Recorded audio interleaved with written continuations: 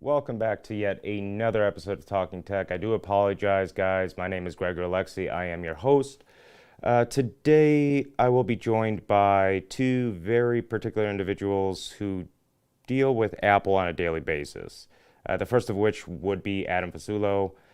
He deals with primarily mobile Apple repairs, as well as Tim Herman Jr. So I want to give a big shout out to them for joining me in on this conversation because it is a hot topic of conversation. It has been for many, many years. I'm going to go ahead and pull up their websites here very quick. This is, of course, Adam's site. Feel free to check it out, fastfair.repair. He deals with all things iPhones.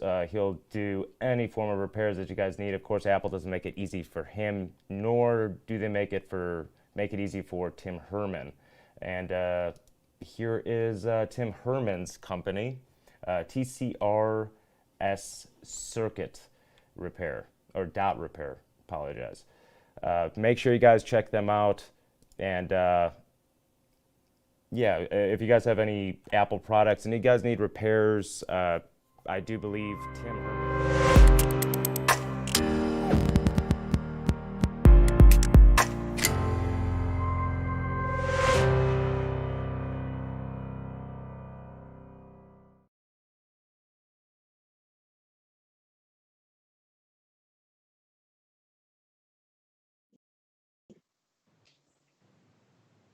I am totally blind. Guys, welcome back to Talking Tech. It's been a long time. Today I am joined by Adam Fasulo as well as Tim Herman Jr. I'm going to go ahead and let them introduce themselves and their specialties. Adam, would you like to introduce yourself? Sure. My name's Adam Fasulo. I own Fast and Fair Repair in Tempe. We're a motherboard repair company that specializes in Apple products such as your iPhone, iPad, if you have sensitive things on there. And that's about it. Tim? So, my name is Tim. I own TCRS Circuit. We're out here in California. I primarily specialize in MacBook logic board repair, MacBook liquid damage repair, and MacBook data recovery. So whenever your fails and nobody else can recover it, I'm usually the one that'll save your day. So that's pretty much it for me. That's what I do, and that's the company I own. Yeah, and guys, I did have a good hour-long discussion, roughly an hour, guys, right? Between the two of them, and these guys know their stuff. We're not here to trash Apple, but we are going to point out certain flaws in their business model, things that personally I think they're terrible business practices, and these two agree with me as well. But before we get into all the repair stuff that these two specialize in, would you guys mind if we just talk about some of the plus sides to Apple? Sure. Sure. Absolutely. Apple's software is absolutely amazing. It's very, very user-friendly. The way that they back up their software is there's no Windows computer that does it as with the iCloud. There is no other company that compares to Apple with the way that they back up their users' data and the security in that backup. It's A1. It's absolutely amazing. Their products are very, very aesthetically pleasing. They're nice to type on. They're gorgeous. They're slim. They're very lightweight. I use Apple products. I have my kids, my wife, myself. We all have iPhones. I have a MacBook. We have multiple iPads. I have iMacs. I use Apple products as well as Windows products. But the biggest thing is that they are just when you put a MacBook Air and MacBook Pro next to say a Dell Latitude, they're not the same. No, they're not. I could attribute to that. What do you think, Tim?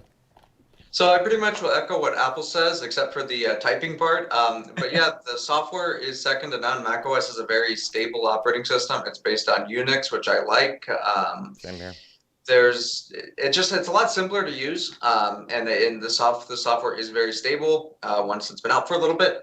So that Aesthetically pleasing, yes. As Adam said, it really depends on who you're talking to and what you use it for, of course. But yeah, the software is definitely one of their strong points there. Now, as far as the hardware, would you guys agree that a lot of it's custom tailored to suit the underlying OS? Just Yes. as far as efficiency and as far as applications, I mean that's really their core business strategy, is to give you that experience that, quite frankly, I'm not gonna lie, I'm a Windows user. I don't have the same efficiency using similar software suites as Apple products would, whether it's an iPhone, an iPad, comparatively to an Android tablet or an Android phone or a Windows PC. I mean, in the case of most of the older MacBooks, there's nothing really too special about the hardware. You know, you have an Intel CPU, you have DDR3 RAM, pretty much a standard Toshiba or Samsung SSD that's of course custom in a custom package designed by Apple. But I would think that's more of a factor with the iPhone and iPad as far as software and hardware integration, more so than the MacBooks, at least up until this point Right. now Yeah. with their new machines coming out. Yeah, and that's actually why I brought that up, because that's a great segue into the new A14 chip and the new M1 chip. Before we, start bashing Apple, though I do believe this, in a sense, kind of is bashing Apple. Let me go ahead and pull up this the new M1.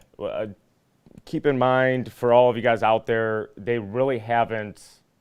Apple themselves haven't released too much information about the new M1 SOC, but they did release a few die diagrams for the A14, as we can see here.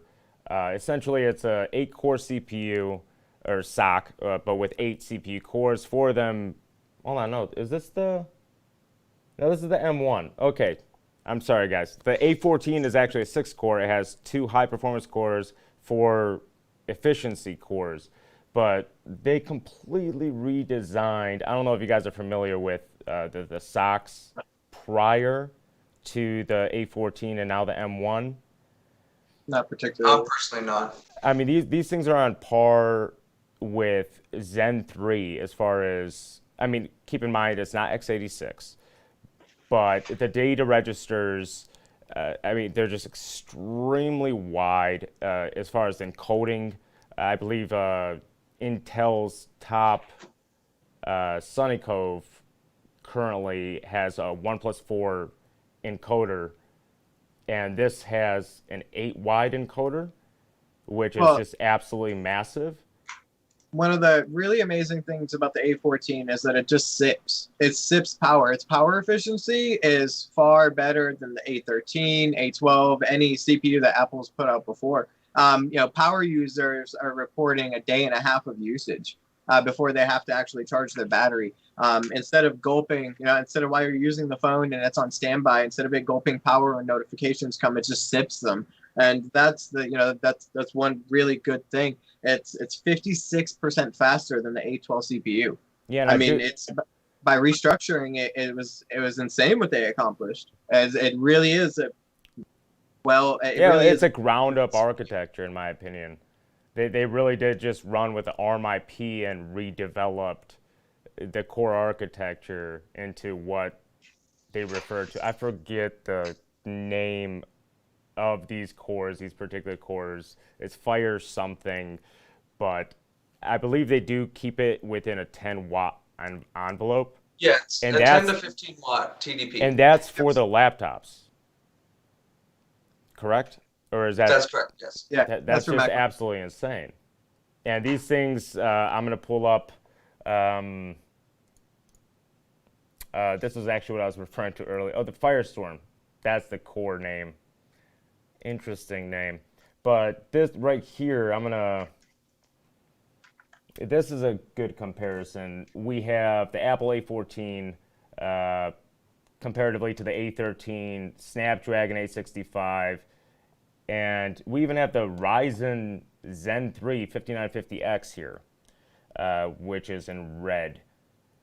But this is the efficiency table from AnandTech that they were able to get. And this, keep in mind, the M1 is not in anyone's hands for reviewers to actually truly delve into, but the architecture is very similar to what you'll get with A14. Yeah, it seems like Apple's just going all in-house. No more Intel in the long run. Currently, they are still offering Intel, but the M1, given the fact that they did mention that it's built on 5 nanometer process. I do believe it's through TSMC. They didn't they didn't divulge exactly who made it, but I can't see any other company making these SOCs in decent yields other than TSMC. But yeah, Apple is definitely going to kill it when it comes down to kind of redefining not just mobile computing, but even desktop computing with Apple's, because they're breaking away from the x86 architecture that, despite x86 64, ARM 64 is catching up, and Apple is really leading the way in this. They put their chips on it, and they're all in, and it's paying off. It's definitely at this point right now. It seems to be paying off for them. It almost makes me want to buy an iPhone. Almost, they're very guys. quick. They're very quick. But here we see another graph. Of course, they're showing the A14, and interestingly enough, they have the Intel i7 1185 G7, which I know is a laptop SKU. It comes with their new XE GPU integrated into it, and they use them in their compact laptops, ultrabooks, so to speak. But blue, of course, is Intel. Dark gray is the A14, and this is the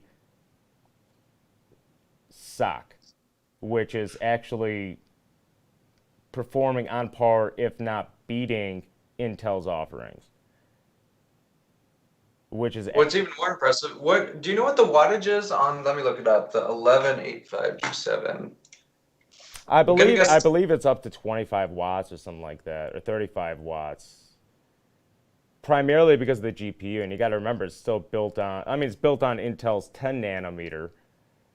But 28 watts. 28 watts.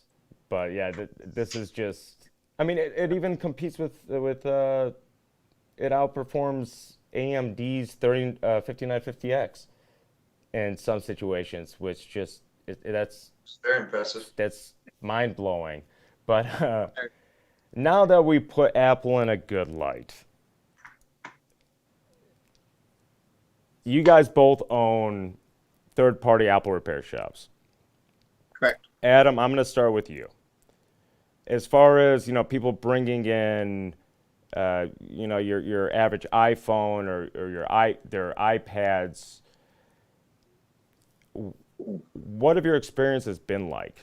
Essentially, dealing with customers as well as dealing with Apple's poor business model, poor business ethics, as far as supplying, third-party companies like yourselves as well as Tim's with, components to repair any given issue.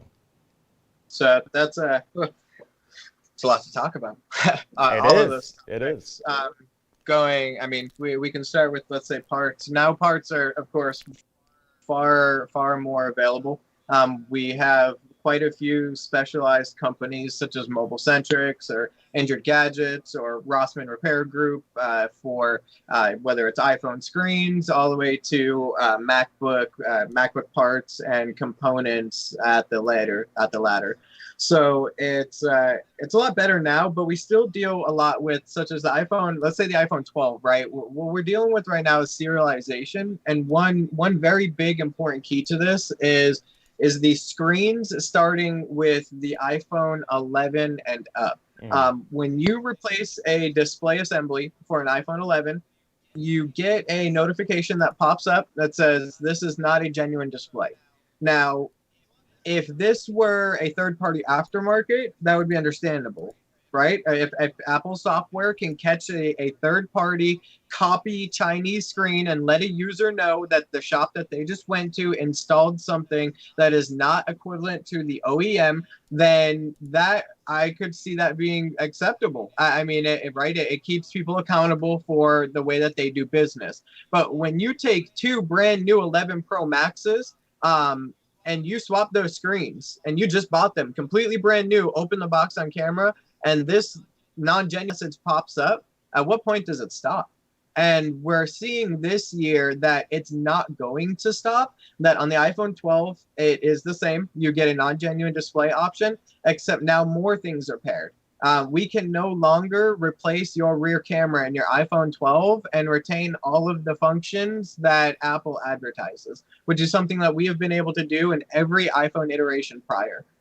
You are able to use portrait mode and selfie, but if you go and switch to rear and try to go to panoramic or something like that, it stays at just a blurred out screen and it will not let you take pictures. And now, mind you, this was proven on camera with two brand new iPhone 12s. Brand new, wow. Open the boxes, pulling them out of the boxes, swapping OEM components, and these things don't work. So your battery is now serialized. If we replace your battery, it pops up and you can no longer retain the battery health function. So currently in iPhones, about a year, maybe 2 years ago, they launched this really cool feature after they got caught throttling people's phones in the iPhone 6s due to failing batteries. They remove this function if Apple does not replace the battery. So you can no longer tell if your battery is at about 91% of its life. You can't tell that anymore once you get a replacement. And now, mind you, this is swapping OEM components from brand new devices over to another one. So these are 100% genuine OEM. Apple products, absolutely, off of an Apple device. And they still give these It's almost like errors. it's embedded into the firmware for it to understand every last component. And it's all serialized and programmed into the firmware. And once it notices, okay, this is from a different device, despite being a similar model or the exact identical model, the firmware recognizes it as something that it shouldn't be. Like it's alien, it's alien to this particular device. That's actually crazy. At this point, almost every part inside of an Apple product has a EEPROM that stores serial numbers. And that if you replace it, it recognizes that that battery is not the same serial number, and it disables certain features. Yeah, that just completely blows my mind. As far as cost, though, I mean, when you're able to, what's the most common issue you have as far as repairs that come into your shop? I mean, of course, would be the king of all would be cracked screens, right? Yeah. I mean, you drop your phone, you get a cracked screen. That is what it is. That is the probably biggest. I mean, not the biggest money maker, but the most frequent repair request for every shop out there. Mine not so much, right? Because I specialize in dealing with other businesses. So most of the local phone repair shops outsource work to me. I get mail-ins from across the country. We fix it. We FedEx overnight it back. Yada yada. That's just kind of what I do. And in all honesty, the most common thing that comes into my shop would be the iPhone 7 and 7 Plus audio IC is what it's called in our industry, right? Which is, I mean, just an audio integrated circuit, what that means to anybody who doesn't study electronics. And so it's the big audio IC, which handles most of the audio routing in your phone, recording, all that type of stuff. And the C12 pad, which is a clock line that connects to the CPU, the device talks to that. And when it doesn't work, when the phone first came out, now mind you, this started happening a week to 2 weeks after the iPhone 7 and 7 Plus launched. This started very, very early in the launch. You would experience extremely long boot times, up to 15 minutes of just a white Apple logo, and you would be able to depress the home button. In that model, they switched to a vibration taptic feedback type response instead of like click feedback. But you would get taptic feedback when you press the home button, or you would experience no audio when you're in a phone call. You can't hear anybody out of your ear speaker when you hold your phone up to your ear. You can't put the phone on speakerphone. You have to use Bluetooth headphones to be able to use your phone. That is the number one thing that comes into my shop and has for the past 2.5 years. I could probably say that I could very well put probably a quadruple down payment down on a house due to how many times I've had to fix audio But IC. that is It's something rampant. you're able to do with relatively no issue. Given the model, the iPhone i7, Now, yes. or the iPhone now, 7, yes, not the of course. iPhone i7. Sorry, guys, the Intel. Now, yeah, it's a 30. I would say it's a 30-minute repair for most of the shops like mine that offer that type of service. I would say on average, you'd expect to get charged anywhere from $90 to $110 depending on your area. And at this point, for any shop that offers micro soldering repairs, that does iPhone repairs, for the most part, they're going to offer that and fix that. But the key here is that Apple has never recognized this rampant defect in their phone. As for about 2 months after the iPhone 7 and 7 Plus came out, they were swapping out people's phones if you made a scene or if you happened to get lucky with the Genius that you were talking to. Are you referring to the Genius at the Genius bars? Yes. Yep. The Genius. Yes. Genius in Those the term geniuses. of Apple's and representatives that speak with you when you go to an Apple location, right? So, and they have not taken any recognition for it. They have attempted to rectify it by injecting this rubbery epoxy type of material called underfill, which is used in a very large variety of products for both water protection and integrity, chip integrity, holding it to the motherboard, that type of thing. And that has worked on some of them, but I still see quite a few in with that underfill. Yeah, I think I saw Louis make a video, something along those lines of the Genius bar using that kind of material. Yeah, and it doesn't work. How would you go about it? Just a reflow, resolder? You remove the chip, you take it off, you clean up the area, you run a wire from the there's a nearby resistor that is on that line. Most technicians will scratch out the trace to reveal the copper on the trace that leads to that resistor, and will run a wire from that resistor down to the pad, where most of the time that pad ends up coming off of the motherboard when you remove the chip, because it's already separated from the line. And so you run a wire down that line for integrity in the future as the phone is still going to flex, and you put that wire underneath that C12 ball, so when you're resoldering the chip onto it, you have that nice connection. It's on the motherboard. And then before soldering on the chip, most technicians will add some sort of UV solder mask that is just a layer on top, so nothing gets on there, and it's just good working practice. And it's very interesting to hear about these incompatibilities with various OEM parts not being interchangeable within any identical model within a given lineup. So Tim, Now, go ahead, Adam. Go ahead. So on that though, the iPhone 12. So and this, just to clarify, the iPhone 12 is the first model. The rear cameras where you will actually fully lose a key functionality. On the iPhone 11s and below, you can still continue to use your phone with the display message. You can still continue to use your battery with the battery error message, all of that type of stuff. You can still use all of the primary functions and primary uses that a phone has. The iPhone 12, which came out just a few months ago, not even a few months ago, a month ago for the 12, and just recently for the 12 Pro and Pro Max, are the first models that you lose a key function of the phone that is a very, very large reason why you buy an iPhone 12. It is the very advanced camera that it has. And now you can hand it off to Tim. So we're actually seeing a lot of those same issues on the new MacBooks with the T2 chips. It's more hit or miss. It's not exactly consistent. My guess is due to firmware revision numbers. So for example, this one, the MacBook A1932, which is a 2018-19 MacBook Air, if you replace the screen on it, sometimes the user will lose keyboard backlight functionality, ambient light sensor functionality, and the camera functionality. This is something that will work on some devices. It'll do it sometimes. It will not do it other times. You can take a OEM screen from another A1932, put it on another one, and it won't happen. You won't get any kind of user message or anything like that, but it just simply won't work. Those functions won't work. The screen should work. Sometimes you'll lose brightness functionality. Sometimes you won't. It really depends. But that is something we're seeing on MacBooks as well. On the new, not new, it came out in 2019, but the 16-inch MacBook Pro, they have a lid angle sensor that needs to be calibrated by Apple for the screen. Why exactly they need a lid angle sensor, I have no idea, but I would imagine it's something along the lines of trying to make it harder to replace your screen, because that would need to be calibrated when you replace the screen.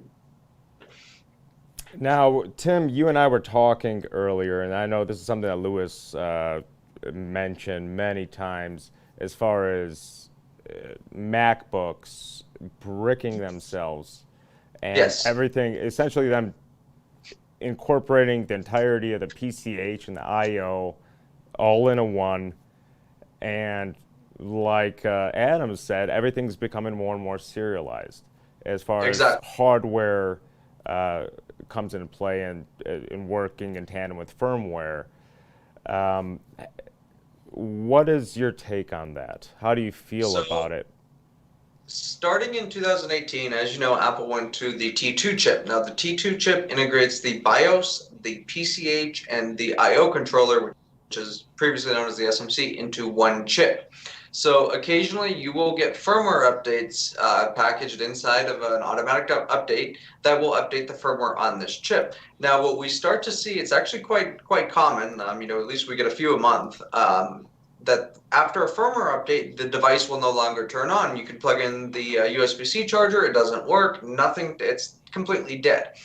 Now, prior to the Catalina update, you were able to plug the device in from another MacBook in Apple Configurator 2 and restore the firmware on that T2 chip. So it would download an OS, it would reflash that OS, it would turn back on, all the user's data was there, it's fine.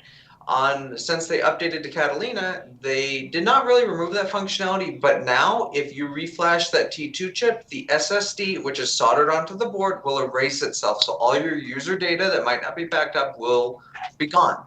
It's as soon as that device turns on the next time, it'll go through an SSD erase process and all your data is gone. And that is something that I don't really see any point to that, other than the fact that I can see it for certain situations, for software or sensitive data applications for certain models, but to have a SSD soldered and then literally just erase itself when getting service done is just absolutely unacceptable. Yeah, because the end user simply doesn't know this when they're purchasing these products. Exactly. They don't. When the user purchases it, they have no idea of the consequences of, let's say, a soldered SSD or anything like that. They're buying a device. They're buying a very expensive device that they expect to last many years into the future, and then they eventually will find out that's not the case, and then they'll find out that it's incredibly hard to get repaired. And especially if, let's say, you lose all your data, that could be life-changing for somebody. You don't know what they have on their drive. That could be absolutely. You could have your life's work on your SSD that just erased itself. Exactly. It's literally like a self-destruct feature built into. That's exactly what it is. Modern day Macs. Now, and the big problem here is, if you're a consumer and you have this issue and you go to Apple, they will not help you. They won't help you. They won't say, hey, let me take it in the back. Let me plug it into our computers. Let's, get this straightened out in the software. We'll fix the software issue and it boots up into your data like it normally should. But instead they'll say, hey, sorry, there's nothing we can do. or all we can do is wipe your data and move on. Well, you also I did second. reference earlier, prior to us going live, that they do offer to send out your storage devices to third-party companies that they're in cahoots with. They'll give you like a referral to Drive Savers or On Track or bigger companies like that. Oftentimes, like I do get some previous repair attempts from those companies. Oftentimes they're not successful. Oftentimes they make something that would have been very easily fixable into something that requires a lot more work because they made a mess out of the board. Sometimes they are successful, but that's a lot rarer, honestly. We see more botched repair attempts from big companies like that than successes, unfortunately. And somebody that highlights that very well is iPad Rehab, Jessa Jones with iPad Rehab. She's a grandmother to our industry. She's very, very good at what she does. She offers really awesome services with her data recovery company and on general repairs and such. But she does a lot of YouTube videos, and if you just go and onto her channel and search I'm familiar with her. Yes, you'll find multiple videos on the outrageous quotes that DriveSaver gives. There was one where they quoted $900 on an iPhone 6s, and it was a simple screen repair that you'd go to most shops and pay $60 to $100 exactly. for. That's just Simple. Absolutely mind-boggling, the cost just to repair such a dated device. It's just, just it makes screen. Absolutely no, yeah, just the screen. My cost for that screen is about like $13. And that's OEM, or is that third party? No, that's aftermarket. Most people, I mean, at that point now, I think OEM, and so there's another issue is we can't buy OEM, right? So the OEM term in our industry, say we're making a for sale post, right? And it's a OEM Apple iPhone 11 Pro Max screen that's been refurbished, and it more than likely has some sort of copy glass. They try to get as close to Apple. Every now and then you find some strange connection that really can get OEM stuff, and then it's limited and it's expensive, and we won't go into that. But even then, it's not truly OEM. And China's verbiage on OEM is far different from ours. Here in America or in Western, I won't go that far. Here in America, we look at OEM as from the manufacturer, right? Fully manufacturer, but right? They're all manufactured in China, so that there's it's kind of a it's kind of an oxymoron in a sense. What consumers don't understand either is they think they have an Apple screen. They don't. Apple does not make LCDs. They use Toshiba, they use LG, they use Sharp. They used to use Samsung at one point. Yeah, Samsung too. So OLED panels. Yeah, even in the iPhone X's recently in the past 3 years are Samsung displays and LG displays. So even if you get, let's say, an aftermarket, the aftermarket would still have an LCD from LG, Samsung, Toshiba, Sharp, whoever. You know what I mean? So it's not that far from actual OEM, if you would call it, at least on a lot of those third-party parts. That's less of the case on MacBooks. There's really not that many third-party parts out there. There is some out there, but it's not as prevalent as iPhones. Yeah, that's something that we spoke about quite a bit prior to going live. Tim, excuse me. You were showing me some schematics. Yes. Would you mind? I know we can't pull them up on the screen.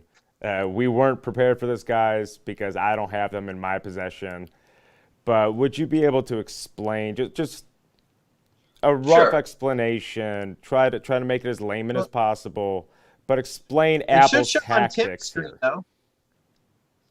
So on the newer MacBook devices, so we're talking 2016 and onward, on your screen connector, so where your display connects to the computer, you have a bunch of obviously connections that pass power, data lines, all that stuff. So your screen, the LEDs in your screen that produce the backlight will require a higher voltage. They'll require like 48 to 50 volts to work.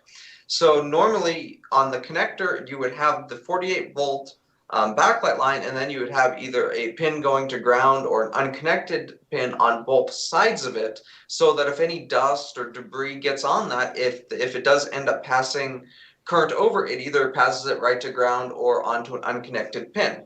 Well, on the new MacBook, they put the 48 volt backlight line right next to a 1.8 volt CPU data line. So what happens if any liquid, debris, or anything gets on that connector, what'll happen is it'll pass over to the CPU data line. Now the CPU does not like when 48 volts goes right into it. That will kill it. So if you get any liquid, debris, anything on that, there's a good chance that the CPU will die. Another thing that we see is that when repair shops change the screen, they're unaware of this.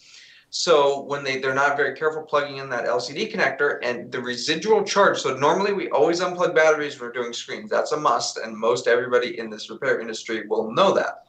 So they unplug the battery, but there's always going to be some residual charge left in the capacitors, especially for backlight. So if you don't plug in that LCD connector exactly perfect, you risk passing along some of that residual voltage onto that line, which will then go in your CPU, kill it. Now, this is something that you can't get CPUs new from Intel. And let's say if it's one of the newer T2 machines, you're screwed if that happens. And there's still FPGAs, so there's no chance in saving that without paying more than the laptop's even worth. But as far as, I mean, obviously, both of you guys have worked with various Apple products across the stack, you know, whether it's MacBooks, iPhones, iPads, MacBook Pros. I'm not very familiar with their entire lineup, if I'm just being honest. But would you, I mean, looking at me being a PC guy and dealing with, you know, albeit it is third-party hardware as far as motherboards, stuff like that, you know, primarily I use EVGA, and looking at various VRMs and capacitors, tracing, everything, how it just kind of coincides with one another, do you guys believe that this is all intentional by design? I can go both ways on that. Like, as far as the connector, I more think of it as engineering interns more than anything. It could be intentional as far as that connector. I don't think that's intentional. It sounds like an easy fix. I mean, they could easily re-engineer that. It doesn't sound like a very difficult concept. No, exactly. I don't know if that connector fault is intentional. I do think the T2 restricting stuff is absolutely intentional. The data wiping thing could be intentional, but as far as the little engineering flaws you'll find here and there, I don't really feel that those are intentional or vindictive to the repair community. They absolutely could be, but as far as those like engineering flaws like that, I don't believe so. Now, on iPhones, yes, absolutely. There's no other reason for it. Yeah, you mentioned that you've had quite a few things brick on you just from changing a simple component.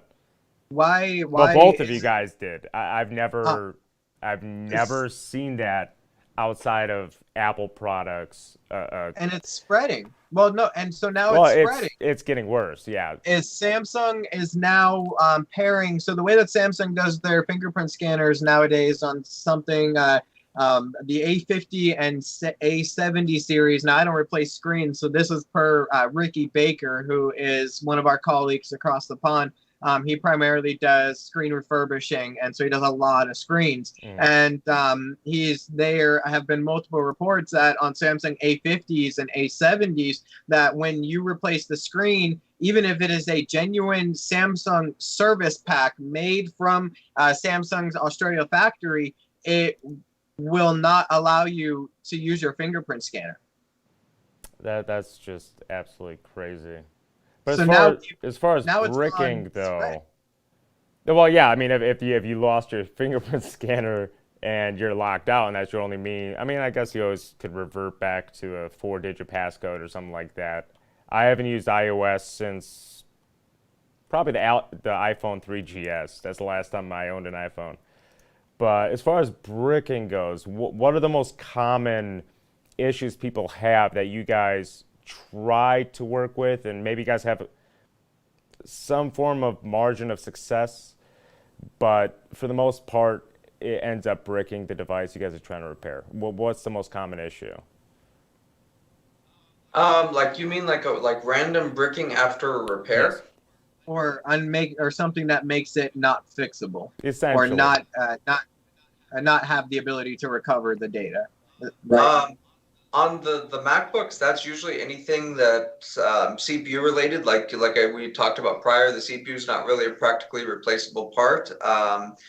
The T2 chips do fail sometimes. That would be so like even if you were to take the NAND, so this more speaks to in data recovery.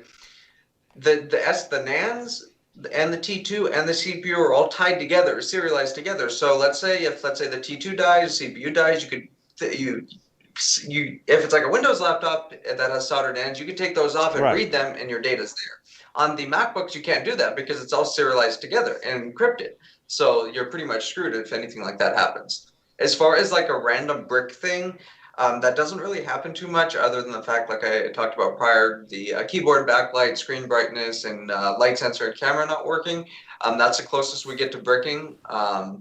So I believe that would be more of like an iPhone But level even thing. those minor repairs bricking a device,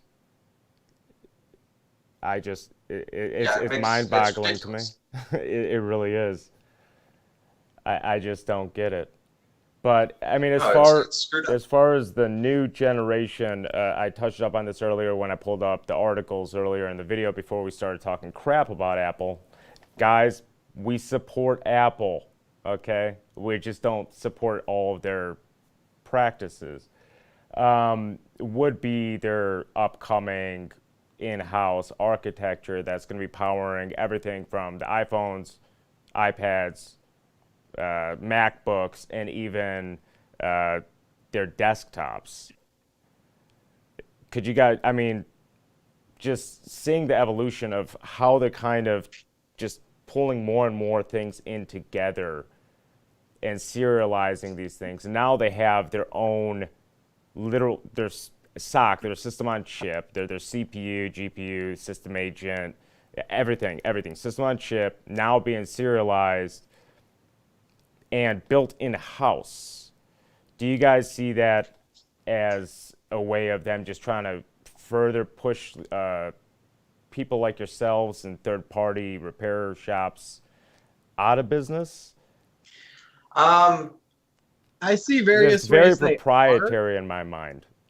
So, I mean, it can be taken both ways, I think, is that on one hand, we see performance gains. There's Right. a lot of gains that Apple has made by doing more things in-house and with their own engineering team and such.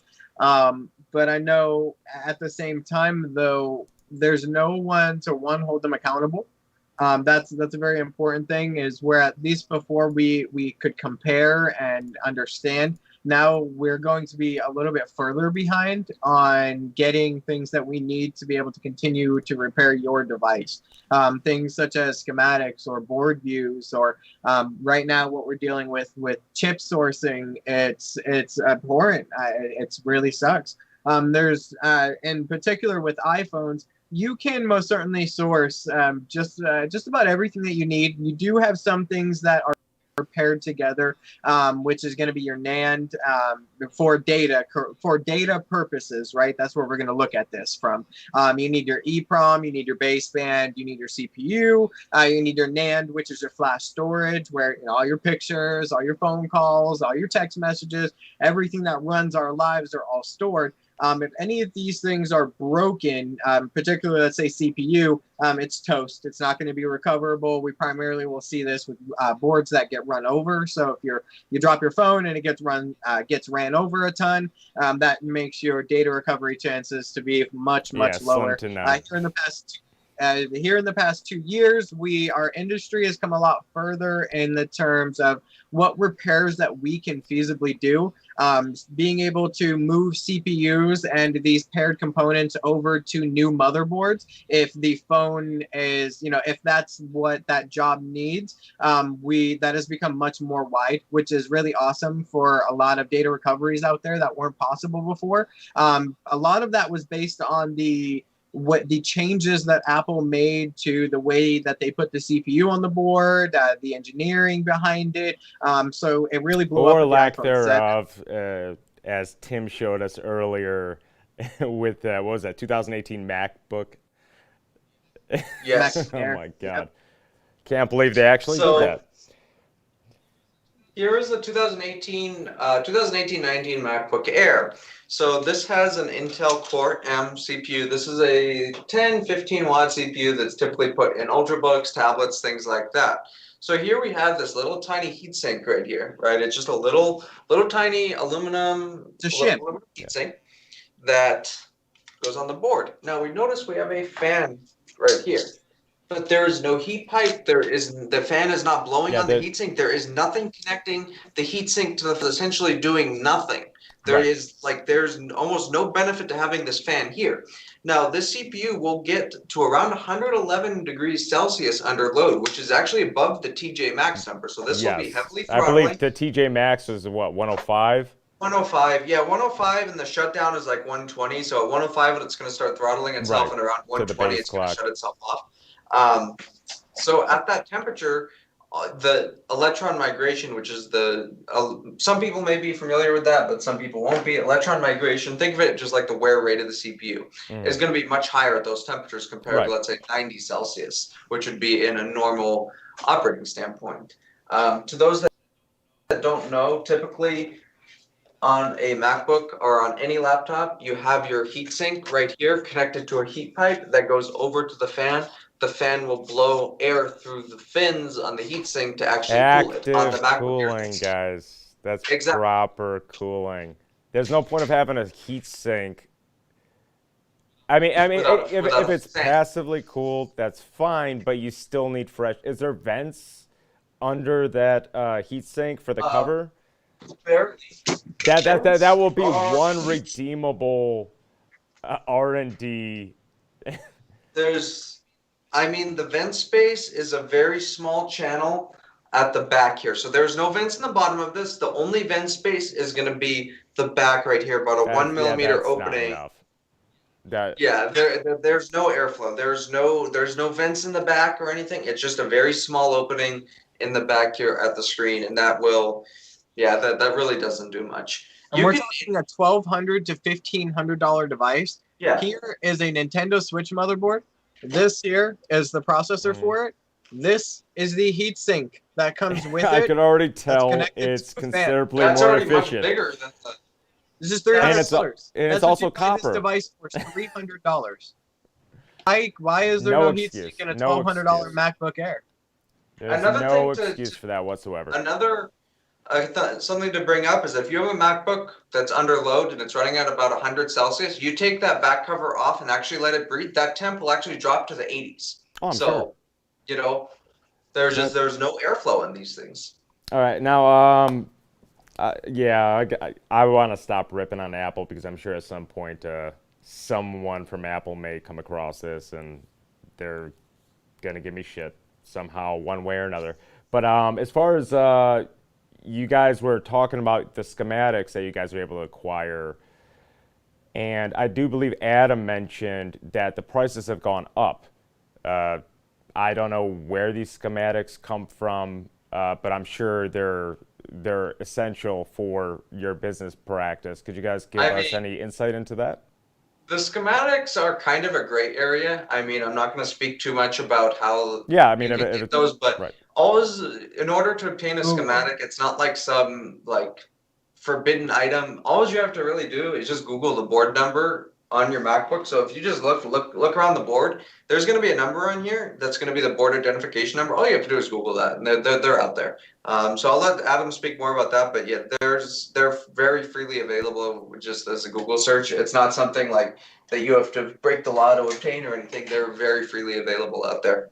Now, on this, mind you, a very large portion of our industry would love to pay Apple for these things. Absolutely. We would love to pay Apple for 100% OEM parts that work, that have no issues. If we would love to buy these various components like the ISL 9240, which is your PP bus generator and the new MacBooks that you can't buy anymore. the CD3217s, which is the USB-C controller in your MacBooks that we can't get. That Apple seems to have strong-armed Texas Instruments into making just for them. So it's That's not surprising whatsoever. Now, like on the previous generation MacBook, USB-C MacBooks, they use a chip called the CD3215. That's a USB-C controller. That chip is very similar to the Texas Instruments TPS659. Let me find that real quick. TPS65982. So this chip is almost identical to the TPS65982 as far as wattage requirements and everything like that, and what the chip can handle. So really the only difference is going to be firmware, and there's really no need to use a proprietary chip when something that's already out there and widely known will work. It's essentially the same chip. They're most likely even using the same die and architecture, just different firmware. That would be the only difference between those. I can't confirm that, but that's what I suspect. Anyway. And there's no reason for these two components for their supply line to be so limited. They're common failures in the devices. They have nothing to do with security, absolutely whatsoever, nothing. And they're on, like I said, they're very common. I mean, some of the MacBooks have 4 USB-C ports, and you have one for each one of them. And if one of them fails in a critical manner or a catastrophic failure, it will pull down lines that are connected to the other 3, making it so your device will no longer boot or charge. So actually, you can't replace that one. It's actually a little bit different in firmware. The device, if it was able to via firmware, it could actually work if the USB-C controllers were not communicating the way they are. So how they work, every USB-C controller has to talk to each other and the SMC, which is the Super I/O controller, or the T2 in the new machines. If one of these is not working, the T2 will not let it turn on. Now you would think, well, I could just turn it on battery power. No, it will not. It will keep the device in a S5 state, which is off. Right. Unless all of these controllers are talking. Sorry guys, thunderstorm and hail. I gotta shut this window. Keep going though. Okay. I don't know if you guys could hear that. It has to. All the USB-C controllers has to talk to them to each other and to the I/O controller, which is either the SMC or the T2 chip, in order for the device to work. So if you have any issues with any of those and they're not talking to each other, your device will not turn on. Even on battery power, it'll be completely dead. And that's something we actually discussed once again prior to going live. Was it's traditionally even with Apple, but still to this day with modern day PCs and modern day Windows laptops, is all that's tied to just the simple chips at the PCH, whether it's provided through Intel or AMD. Now this is clearly a move by Apple to once again just kind of close down this walled garden, as it's come to be known, in the hardware space. Exactly. And it really started with the software space. Whoa, okay. Something just fell. That was a e-power board. Guys, there's this crazy thunderstorms. It came out of nowhere. I hope we're still live because this just came. Yeah. This it is seems awesome. to be.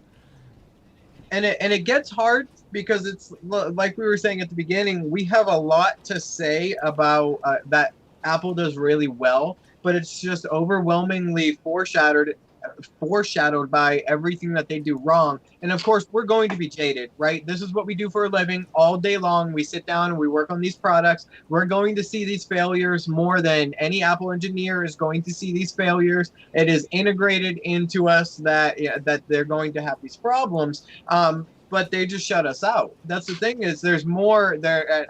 I believe I can speak for our industry when we say that we want to come to the table. We want to help. We want, what do you want? What is it? We don't like the bad actors either. We don't like it. It's not the guy 4 years ago that stole pictures off of some girl's phone when he was working at Batteries Plus, where get shamed. We don't like it. We respect our customers' security, privacy. especially today, is more important, especially on any given mobile device. It's more important, more prevalent than it ever has been before. So, I mean, I could kind of see, the pros and cons to Apple's approach. But, it's still, at the end of the day, from a consumer standpoint, I mean, from the average consumer standpoint, being unaware of all of these cons, essentially. But it's because Apple's not a technology company. They're a media company. They're a marketing company. They're 100% a marketing company. That's what they what are. Steve Jobs was great at. Electronics, everything else comes secondary to their marketing. Their marketing is, there's not a single person in the world. I don't even understand why they They're advertise also a software company. They're marketing and software. Yeah. That's what they are. The hardware is kind of their way of locking you in. Exactly. But yeah, they are very much a marketing and a software company from my perspective. So like I was saying earlier, we would love to be able to purchase products from them. And recently, so the last time any sort of legislation was passed in our industry was in 1975, and that was the Magnuson-Moss Act. Was it Warner? Let me see, I got it right here. Warranty Act. So the Magnuson-Moss Warranty Act. And Apple does a lot of things. So they do certain things in that act to skirt any sort of legislation being changed, as well as constantly packing the courthouse when it's time for these sessions and time for these meetings when we get to talk to these Congress people and these senators about what's going on and what Apple is doing to prevent us from being able to repair their device. Where we're able to get schematics and board views now. Of course, it's a bit delayed, and it's a very gray area of how we do. It's not enough. Apple has recently started a program with various companies, a CPR, which is cell phone repair. They're a very large franchise, as well as U-Break iFix. They're another franchise. Now, these both started out just as regular small businesses, grew into becoming franchises with a corporation, all that stuff.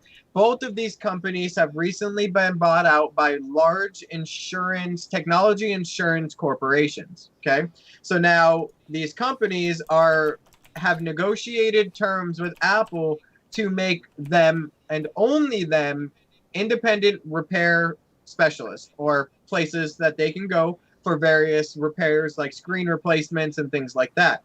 Now, they're able to purchase some screens, but the problem is your iPhone 8 screen from Apple is roughly $140 for that business. That's their cost. You can buy an aftermarket iPhone 8 screen for $18. You can buy an OEM refurbished screen for about $30. Yeah, that's just nuts. So they're pricing these parts to a point where they're saying, "Hey, look, here's a little bit of a white flag. We're this stuff, but we're going to put them at such outrageous margins that no consumer is ever going to want to pay them." And it's also important. It's also important to note that making an LCD does not cost that much. No, it doesn't. It's not really at all. I've replaced LED screens on TVs, like Samsung 8 series, that cost less than an iPhone screen.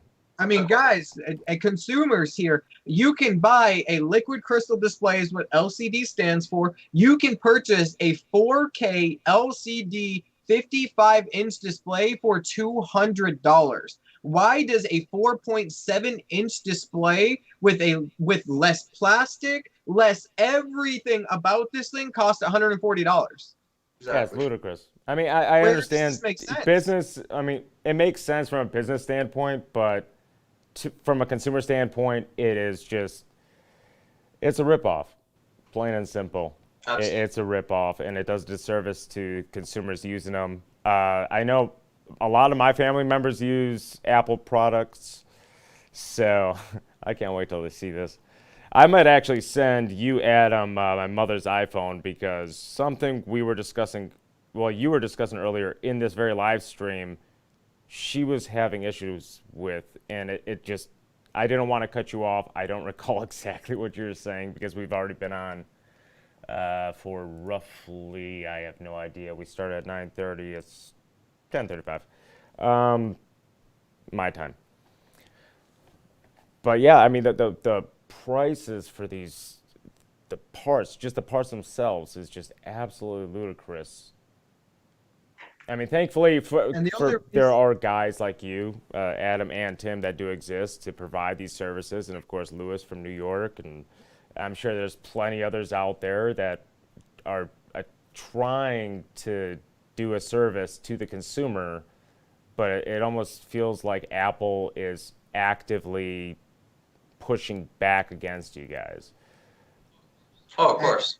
And we provide good services. There's a lot of shops that there are no Apple, or there's a lot of communities that there are no Apple stores in their state, or they are 4 or 5 hours away. They have to set an appointment, go in, drop off a phone, drive 5 hours back to their house, wait until Apple emails them and says that it's ready, and make that drive back, right? So it's the thing is our industry, our services are needed. We are, and to put it in 2020 terms, we are essential. Yeah, you're a necessity. It's when Apple, prior to the drive savers debate with them referring companies out for data recovery, even that is new. That is within the past year or two that this has happened. There has been years where Apple just said, sorry, there's nothing we can do. No one can fix this phone. Your data is gone. And there are countless phones that I hope people are still holding on to that they eventually bring into a shop that either outsources to a company like mine or Tim's, or does it in-house. And they're able to get all of that data back that are very simple 10 to 15 minute fixes. It's a real issue. It's really unfortunate. And how are you going to serialize your cameras and do these things to these very rural communities that use your software? They are your consumer too. Not all of your consumers are in big cities close to Apple stores. There's many, many devices out there in areas of the world where there are no Apple stores, in the areas of our country where there are no Apple stores. And by serializing these things and preventing third-party repair from existing, all you're doing is really hurting your consumer. Yeah, and they have every intention of doing so. Tim, do you have anything to say on that? I mean, I just would echo exactly what Adam said. Yeah, and it's funny because it's not the only industry. I mean, you could apply the same logic to broadband internet. You guys know my case right now. I'm streaming off 4G LTE. I'm paying $50. Well, this is the cheapest I've ever paid for broadband internet, which is $50 a month. But I was paying $150 a month no more than a year ago for the same exact connection.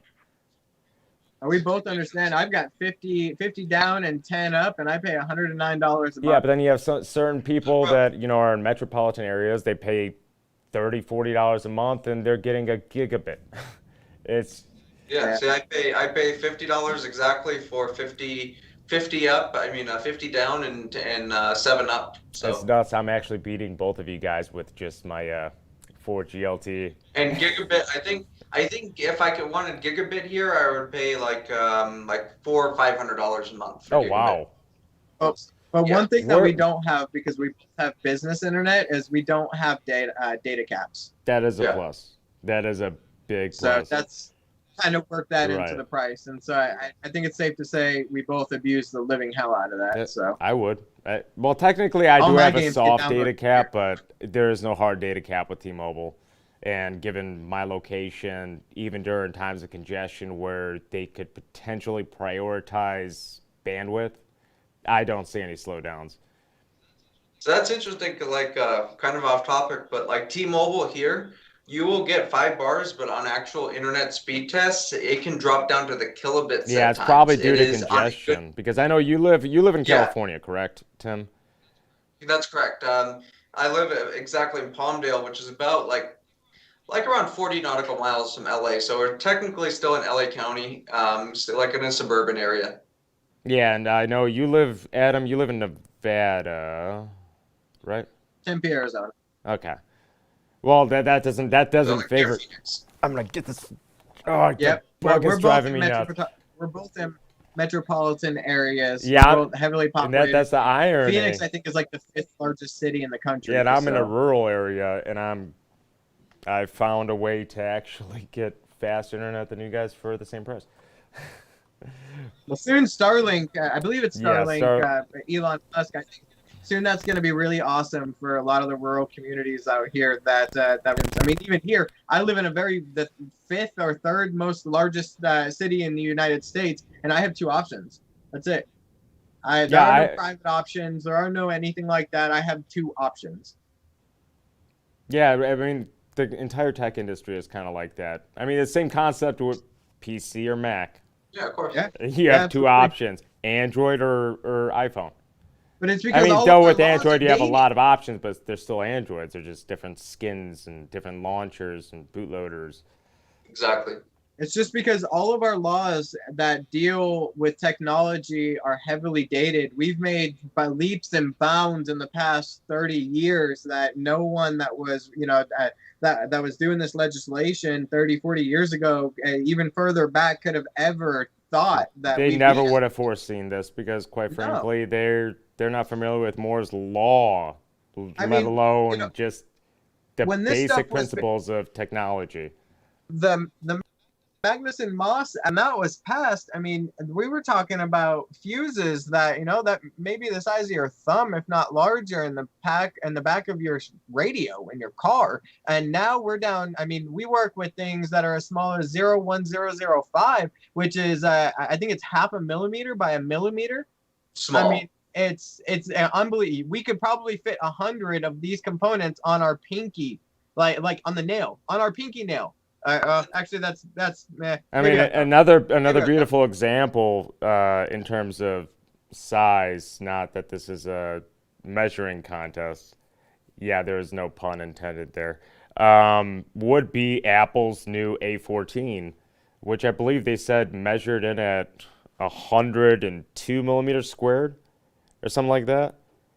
Okay. But it packs 16 billion transistors. Which is quite a bit. Polo, that's insane. Apple does not sell their screens. Or maybe that was the M1. That might have been the M1. I think I've seen some conflicting. I saw a picture in Apple's keynote because I know in the M1 they're having up to 16 gigabytes of RAM integrated on that chip, and I don't know if that's going to sit on top of it like it would on an iPhone, or if it's going to be on a bigger package with 2 separate RAM chips. 16 gigabytes is a lot to incorporate into one chip, so I'm pretty sure it's going to be a larger package with 2 RAM chips on it and a CPU die, from what I've seen on M1. You know what? Let me go ahead and I did have it pulled up here. They were very vague about. I think it was on that page somewhere. But hold on. Scroll down a little bit. What was that? Hours? Wasn't that how long? Oh, the estimate. Yeah. Yeah. So let's take a look at that real quick. When we're talking about a +1 for Apple, right? Like I was saying earlier, it sips power. It sips it. Right. Look at that. The MacBook Pro 13-inch. I can't read the very small text, but I can see up to 17 hours and up to 20 hours. Yeah. That's movie a really playback. long time for a powerful machine. We're talking when we look at something like an Alienware or an Asus ROG or one of these high-end gaming. Well, laptops, you also have to remember those things are 6 hours. designed. Yeah, those things, and even with even when they're running Intel CPUs and they have. I forgot what the technology is called, like the quick switch technology or something or other. I've owned plenty of gaming laptops back in the day where it reverts from a discrete GPU, which obviously these don't have. But I did look into some of the architecture of the T1.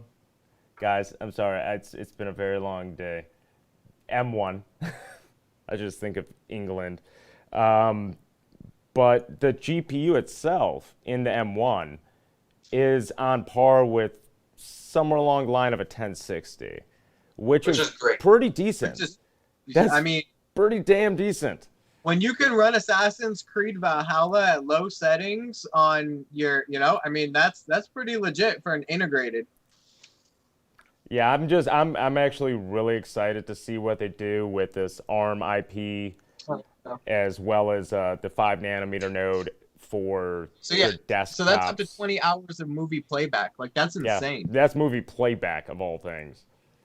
That's insane. And was that the Macbook Macbook is a huge Air? +1. Yeah, 18 on the Macbook Air. And I'll be curious to see what the actual real world is, though, because claims are one thing, and actually seeing what it actually is once it's released. Yeah, always take. We've seen this with Intel, with NVIDIA, with AMD. they're gonna give you the best. I mean, that's why they always say up to. I mean, that's the Exactly. reason they Right. best possible scenario. I don't doubt that they achieve these results, but I expect to Apple's see. very consistent when They they have market been, they have something. been. I mean, it's very rare that what they've gotta marketed put is these not true. glasses back. I'll make a prediction. I expect to see around 11 to 12 hours of battery life with normal use on these. That's I still could be great. wrong. I've never right? had a laptop that's run still off great. a That by all battery for means, that's 11 still hours if I'm using it. I mean, that's take it home, charge it at night, and even then, their charging speed and some of these newer devices, when their devices based off of USB-C are insane, insane. My iPhone XS Max charges to 100% in about 45 Do you know what the minutes. amperage is? See, on the MacBooks, And it peaks at like I've seen it hit 2.93. And it's still able. Wow. Okay. That's fast. The That's MacBooks fast. they're a little bit different. They can charge fairly slow, especially the 15-inch. On some of them, you'll actually get them. Well, they will like the 15-inch with the i9 and the AMD GPU. Those will actually, if you're doing heavy workloads, it'll actually stop charging sometimes. The charger cannot supply enough power. It's using more power than the charger can supply when charging the battery. So on MacBooks, that's a little bit different. That's interesting. Yeah, I've never. Once again, that's why I wanted to have you guys on here because I've never personally owned a Mac. I've tried them. I have a lot of friends and family members that use them. Personally, I don't use them, not for work, not for Keep this in mind. personal use. Keep this in either. mind too, though. Is like so they'll stop charging. I mean, we're talking 60 watts. Yeah. If not higher charging. 96 watts, they'll stop charging at. 96 watts and won't charge. Like that is gold, man. That's a big gold. Fucking Yeah, that's 7-Eleven. efficient. Efficiency is really the key to. When you look at it, efficiency is the key to everything, but when it comes to technology, it always comes down to efficiency. I'm not a big fan of the software walled garden and now what's quickly becoming the hardware walled garden that Apple's creating here for us. In all fairness, that when you look at, you have a CPU that's using 45 watts under load, you have a GPU that's using 50 watts under load, you have the battery, which is going to require at least 5 to 6 watts to charge, plus everything else on the board. When you plug in, it's automatically going to switch the power source from the battery to the charger via the charge controller. So in all fairness, that's about right. If everything's under load, that's not very much breathing room for charging there. And it should have came with a charger that continues to work. Yeah, I generally draw over two kilowatts anyway, so. Sure. But it should then there should be a charger sold. I mean, 96 watt USB-C. Well, I'm talking about my desktop. I was just being a jackass. Is the largest charger that Apple sells, and it doesn't even come up to par with their machines when it's under load. But yeah, I pulled up this. It's a die. Oh, I should probably nope. Okay, let's go back. This is the die diagram of the M1. So this is what we're expecting to see in the upcoming MacBooks, of course. But yeah, they do have 8 16-bit DDR4X channels. Yeah, they could very well get away with 8 16-bit. I could see these things have an integrated 16 gigabyte. What do you think? Well, I have to see. Let me see if I could find that image. Let's see. I don't think so. I think they're still going to have actual RAM. No, they're not. No, gonna have RAM on the board. everything They already is said. yeah, everything is just migrating towards more so. I mean, this is probably the most advanced system on chip I've ever seen. Here we go. By far, I've never seen a system on chip like this. Send it to me so I can see what you're looking at, Tim. All right, well, I'm going to put it in the Yeah, chat. I was just gonna say, I was just gonna save it and just link it to you. But So I don't know if this picture, if they're showing the board with the chip on it, or no, if this is going to be the actual this is CPU the actual package. SOC. This is the system. Yeah, well, this is what I expect the package to look like. This is what I think is going to be soldered onto the board. I just put it in the chat. This is actually the image from Apple. And looking at that diagram, it looks like the exact same die Okay, diagram. so it's still going to be on the. I see. It's going to be on. Okay. And then that's going to be encased in another covering that says like on the iPhone CPUs. I see. So that's not going to be visible. That's all going to be in a enclosure.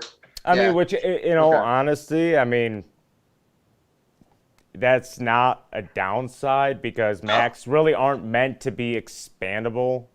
You pretty much get what you pay for, and you will have less latency. Plain But and RAM simple. dies. So you don't need to invest in higher speed DDR4 with tighter timings or anything like that. I mean, you will have that benefit of just relying on that. On top of that, their cache hierarchy has changed tremendously. I was doing a lot of diagram digging this morning, and I was trying to wrap my mind around it before this because I was trying to compare it to prior generation SOCs, primarily in the iPhones and iPads, and just there's so many architects. I could make a whole video about this. Just give me a week to dissect it all. Your Facebook is up, Greg. Oh, why is my Facebook up? Oh, because I was looking at it. So, but it's still a love-hate thing with this, right? Because RAM still goes bad. It's going to happen. Mm-hmm. And at least prior, if you're a skilled enough technician, you can replace the RAM. Doesn't now. If it doesn't, if they don't serialize it. No, RAM isn't serialized. No, but this. Never say never. By trying to remove that RAM, you're jostling that package. Yeah, I want to see underneath that package because I'm looking at the picture that you just sent through the chat. Mm-hmm. That's interesting. That's what I'm saying is if one of those RAM modules goes down, you're toast. Goodbye data. Yep. Yeah. And that's honestly, it's going to be further, the wear on that RAM is going to be further accelerated. It's right next to the processor. It's on the same package. Yeah, it's on the same package. It's all built on the same substrate. Yep. Yeah. And with Apple's history of how they cool products, now your RAM is going to be sitting at 100 Celsius. I have an image of what we're going to be looking at as far as the MacBook Pro with that processor. Now, the MacBook Air is going to be using a fanless design. The MacBook Pro is going to have a heatsink and fan. So I still fully expect these chips to be hitting 90 Celsius. Even with the MacBook Pros? Well, you got to remember these are you talking about the new M1s? Yeah, the M1. Like, I mean, as far as the TDP, it really doesn't matter much. My laptop is a 15-watt Ryzen, one of the new 4750Us. That will still hit 100 Celsius under load, so I still expect these to hit 100. And that thing has a huge heatsink too. So generally the denser the dies, you are still going to get those temperatures rising fast. It's mainly how quick that temperature rises. The more densely packed that die is, the quicker that temperature is going to rise, and the longer it's going to take the heatsink to compensate for that. Let me send you this picture right now. That's why I'm interested about the MacBook Pro, because that thing, I would imagine, would have active cooling and a properly designed heatsink. Yeah, it does. But you still have the vent design that's not very good. You know what I mean? There's never going to be an Apple laptop with vents on the bottom. I can say that. Yeah, I don't understand why. It's not aesthetically pleasing. Who looks at the bottom of the laptop? True, like no. I have an old Precision with a 4-core Xeon. Okay, this thing never gets hot, and it also has a Maxwell Quadro. Utilizing both of them, this thing never gets hot. I've never seen either the CPU or GPU go over 60 degrees Celsius, and this thing's like 3 or 4 years old at this point. Here's the thing too: is it's like it is. See, this could be. We'll never see things. So, like personally, say one of these, this MacBook Pro comes in, right, and most of the time we're not going to see it until it has a dead CPU if it's having heating issues. And so what that prevents me from doing is being able to add more air slots. I mean, it's very easy for me to 3D print a plastic cover that goes Right. over it. That's very, very simple to modify the design of the bottom plate, but we'll never get users Yeah, that the will average allow us consumer to, won't because do that. it's going to be Yeah, the dead. average consumer wants to buy the product. They go into Best Buy or into the mall, into an Apple store, and they're told what to buy, and they expect it to work. Plain and simple. They don't know a damn thing about what they're purchasing, which is quite sad. Well, that goes to say for the majority of the population. True. Yeah. I sent that picture on Yeah, that I just chat. saw something pop up. I'm going to take a look at it right now. One thing you could also see is the NAND chips are going to be right near the CPU heatsink Yeah, as well. I see that Don't already. And it looks like the But CPU. that doesn't look clusters- soldered. What was that? That does not look soldered. But I can't really. They are. They It's are? soldered. Yeah. Yep. That's There's an unfortunate. epoxy that underfill is what's coating it. Yeah, it's just a very grainy image, but Yeah. well, I mean, at least this is an actively cooled design, unlike the one that you were holding up earlier, which is just I don't That's understand. correct. Whoever did that, by the way, that was a 2018 fired. model, should be fired, or taken in the Right. back and just Well, whipped at least. That's still But they- being reused in the 2020 model at Right, MacBook but no Air. fan this time. That's just insane. Do you know how many fans my Yes. desktop has? I showed you guys earlier. Nuts. It's still being used. That design is still being used in the 2020s. So That's just absolutely insane. I'm just gonna do this for shits and giggles, guys, because I'm gonna be calling it a night. But I do hope you guys stick around. It's been a great conversation, and hopefully we do revisit this topic when, the reviews are out for the M1.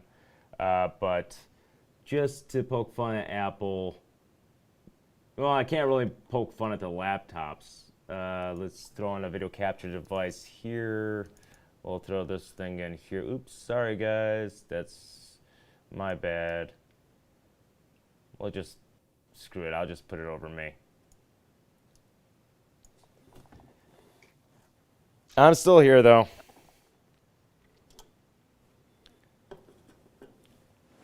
So yeah, this is you got one fan for the PCH. The fan's not spinning. You have two fans for the VRMs here, and another six right here. Proper cooling. Proper cooling. That's the way it should be done, even for a laptop. I know this is overkill. But I mean, but in the same way that your car needs a cooling system, so do your electronics. Exactly. And by deleting that, you're deleting a crucial feature that makes these makes these devices last any sort of time. I mean, within 1 to 2 years, that I mean, device that it's MacBooks are going to die just due to heat exposure. another, it's a good And it's business not only model that. though, because it keeps people coming back. You get them tied into the Exactly. ecosystem. another thing to bring up though is that if a CPU is not cooling itself properly, it's going to cap its performance. If Oh, you absolutely. give a Core i9 a big heatsink and fans that keeps it under its throttling point, you're going to get a much higher performance cap absolutely. out of that. But if you have a lousy heatsink, it's going to throttle. It's going to performance far below what it can achieve. So that's another thing to talk about right there. And that's the case with a lot of the MacBooks too. Is you can get much better performance out of something that's cooling itself better in, like, let's say, a Windows laptop than a MacBook that hits that TJ Max and starts throttling itself. Yeah, I do recall. I do believe it was last year's MacBook Pros that were throttling when they introduced, what was it, the 8-core i9s or the Yep. 8-core i9s, and they were throttling heavily. Oh yeah, $3,600. Yeah, no thanks. $3,600. I would be livid if I purchased one and that was the issue. it's even like the new 16-inch will get so hot it almost burns you to touch. And that's one of their most highly praised models now. It throttles. It cannot keep itself cool. It's just not adequate. You have I think it's on those. It's the AMD Vega, or the 50. Not the Vega. RX 5500, 5600, and 5700 series, it's just from their heatsink is so, even on those models, it is active, but the heat pipes themselves are so thin, it just cannot carry that heat away fast enough. And they get Yeah, hot, and I've noticed you know? that, not, and I know we're kind of getting off topic from Apple, but we are about to wrap this up. Though I hope you guys stick around for a little bit so we could just shoot the shit before we all call it a night. I mean, at least I'll call it a night because it's a little later here than it is by you guys, particularly you, Tim. You're 2 hours behind me. But I remember when the X299 chipsets came out and the boards were coming out, the VRMs were overheating like crazy on practically every single board, sans the X299 Dark. And the reason for that was because they had properly finned heat sinks. Even without the active cooling on the heat sinks, this thing will not get hot. I could push a 18 Core i9 to 5 gigahertz and 33 on the mesh under a 360 all-in-one. Those VRMs will still stay plenty cool. This man said 18 cores. Goddamn. Well, I'm sorry, guys. I don't use laptops. I mean, I do. I just don't use Mac laptops. But, I mean, that's really what it comes down to is a properly finned copper heatsink with decent airflow. Exactly. That's it. That's all it takes. Don't get a solid copper block like a lot of companies did.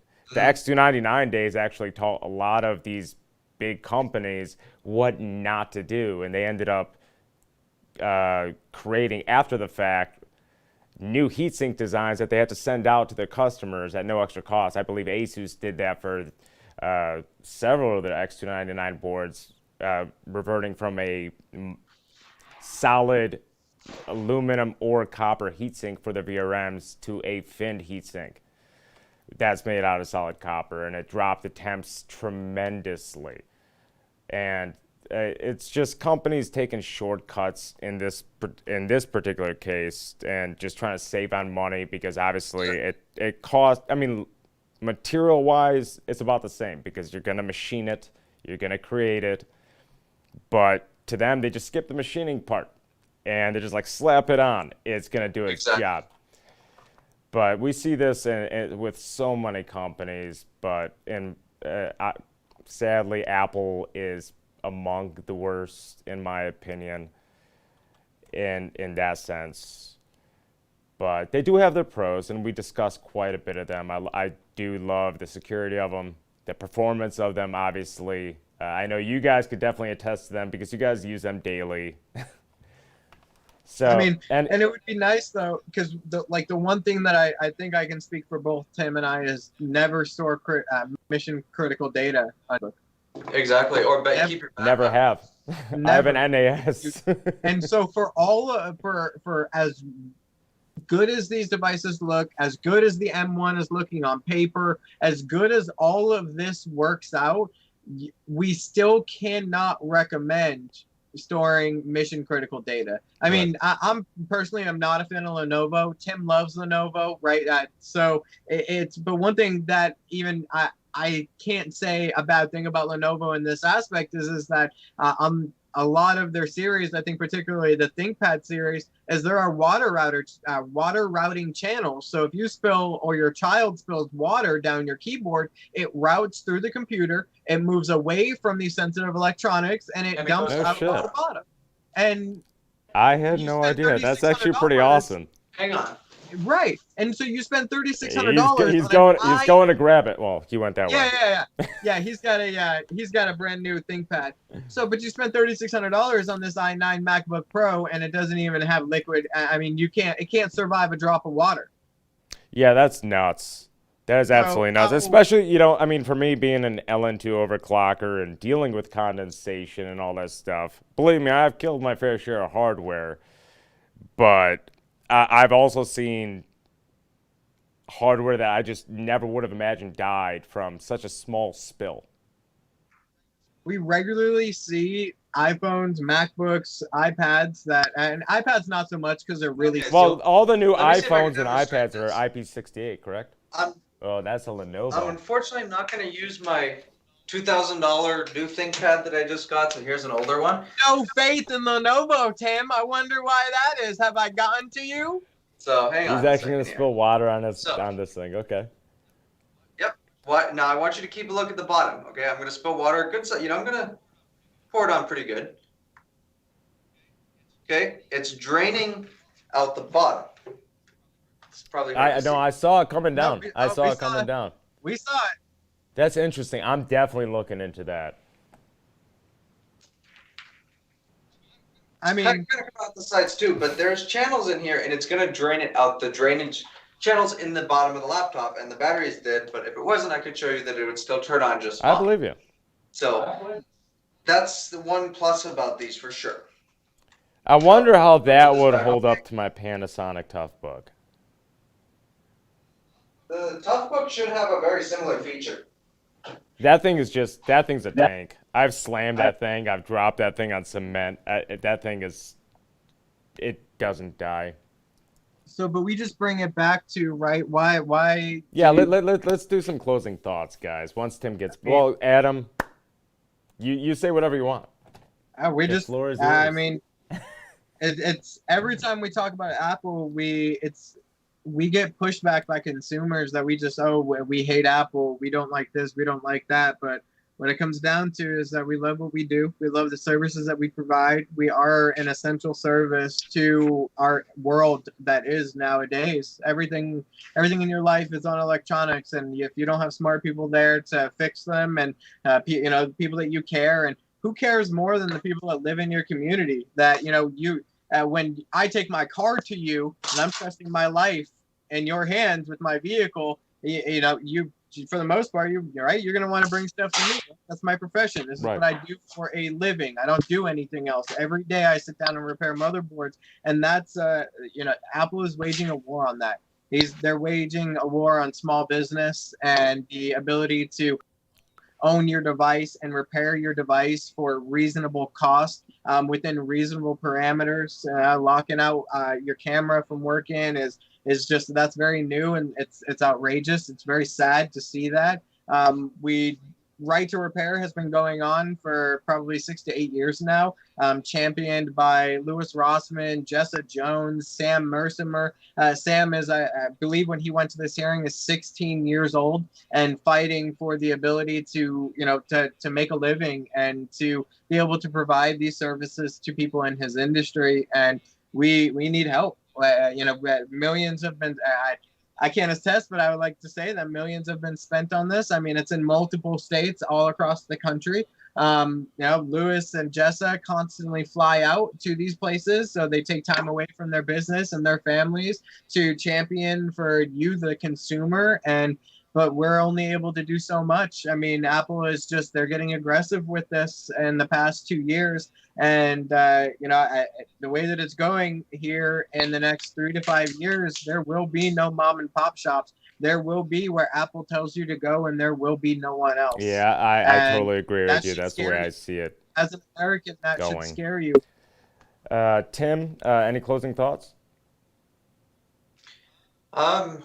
Not really, other than the fact of what Adam just said. If this continues, it's going to throw a lot of us out of business. I think the really smart shops will be always around because we'll always find ways to work around Apple's nonsense, and that's still going to be the case.